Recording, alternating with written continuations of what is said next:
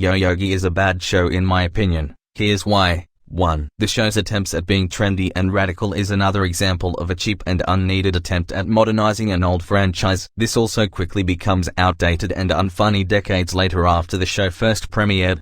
2. Poor grasp of the source material. 3. Despite the plots trying to do something different with each episode, they end up being the same. Something goes wrong at Jellystone Mall and it's up to Yogi and his friends to save the day. 4. In every episode, Yogi at some point spins his hat telling the viewer to wear 3D glasses for a certain scene. The 3D glasses came out of now out-of-print cereals that sponsored the show. They seem pointless to include because they make the show look like a mere product placement cartoon. 5. The show's plots are too similar to Hanna-Barbera's other franchise Scooby-Doo, most notably a pup named Scooby-Doo, since it featured younger versions of classic cartoon characters, but without that show's cleverness or charm, or the Flintstones, which is another Hanna-Barbera franchise prequel, The Flintstone Kids.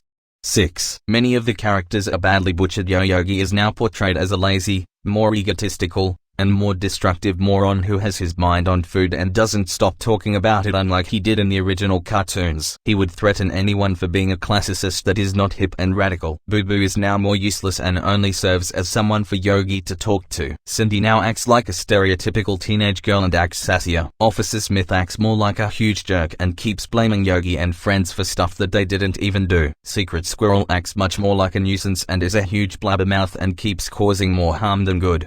7. Yogi was so badly redesigned in this show that William Hanna, the co-creator of the Yogi Bear franchise and co-founder of Hanna-Barbera, was offended by Yogi's redesign, saying, "They screwed it up by redesigning Yogi. They made him look like a whoremonger. If you have something that works, don't screw it up." 8. The show nearly killed the Yogi Bear franchise from getting a new show for nearly 30 years until C.H. Greenblatt's upcoming Yogi Bear series Jellystone was announced in 2019. 9. As said before, this show contributed to the death of Saturday morning cartoons. 10. The show has cameos by way too many obscure Hanna-Barbera characters that younger audiences aren't familiar with, such as Leppy the Lion and Hardy Ha Ha, Loopy da Loop, Snooper, and Blabber, Granny Sweet, and others.